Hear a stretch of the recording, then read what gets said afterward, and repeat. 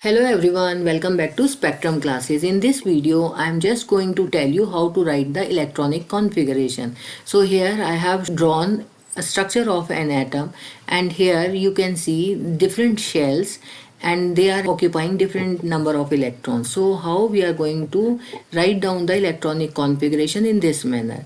So I am just going to discuss here two methods. So here we are having periodic table. We are having 118 elements in this periodic table, and we need to write down the electronic configuration of any of the element, so you can immediately write down. We need to remember a trick.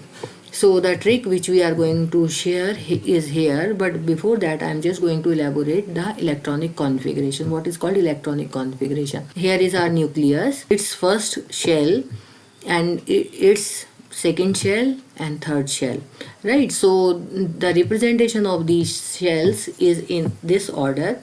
The first shell is represented by this K shell, and for this the principal quantum number for this K shell is equal to 1.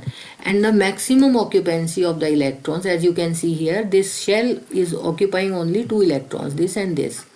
No other electron is present. So how we are going to decide the maximum occupancy of this shell? So that can be decided by this formula 2n square. What is this n? N is the principal quantum number. So here 2 into 1 square it gives us 2. Now the second shell, which is represented by the L shell, and for this the quantum number is 2. The maximum occupancy of this shell is 8. That can be decided by this formula 2 into 2 square, that gives us 8.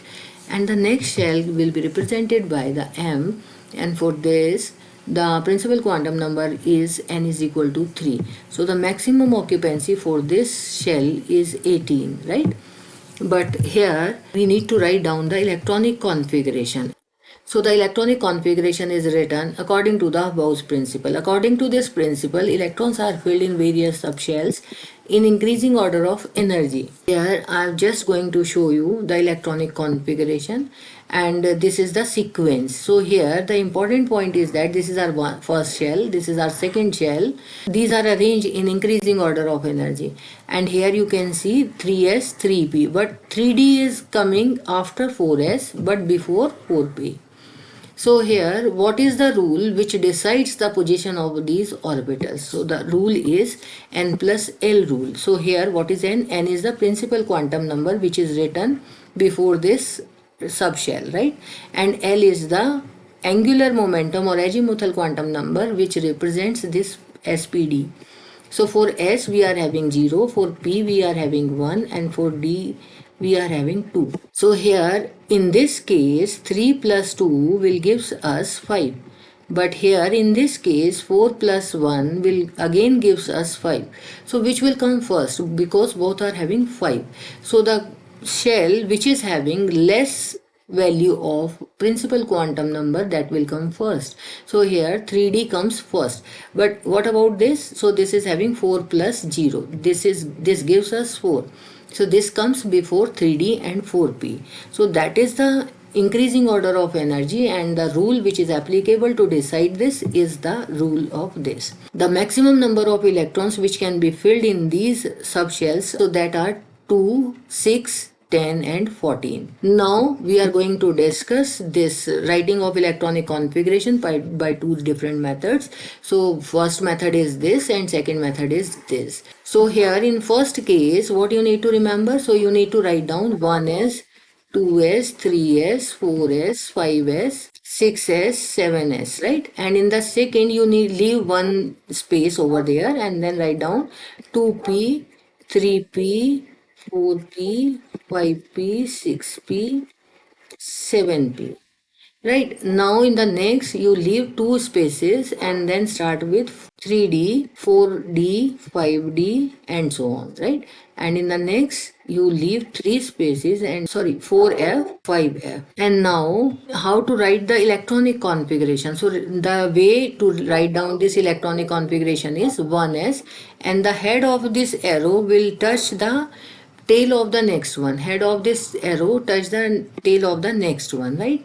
Similarly, we can draw here. So 1s, 2s, 2p, 3s, 3p, then 4s, then go to 3D. Sometimes student made mistake to draw these arrows. So that is the biggest difficulty of this process. So the second method, in which you no need to write down these arrows, you can simply write down the numbers. So the number how you are going to memorize. So here this is in increasing order, S, P, D, F, and then you go in descending order. So P, then we are having S, D, then P, then S, F, D, P, S. So this is, say we are saying S, P, D, F. So it is in descending order, F, D, P, S. Similarly, you repeat the same exercise here, S, P, D, F, and go back in descending order in this manner, right? Now what about the numbering? So numbering is in increasing order, 1, 2, 3, 4, 2, 3, 3, 4, 5, 5, 6, 7.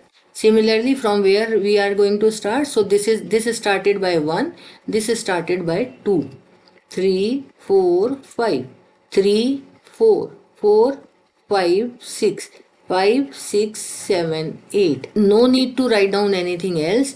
1s2 here, 1s2, then 2s2, 2p6, 3s2, 3p6, 4s2, 3d10, then 4p6, 5s2, 4d10, 5p6, and so on. Similarly, you can write down in the same series. So no arrow, nothing is there. Simply you need to remember how to write down these numbers, right? So in my opinion, personally, I like this method because I cannot draw those arrows, right? So whichever you feel good, you can do in that way. Thank you all. Thanks for watching.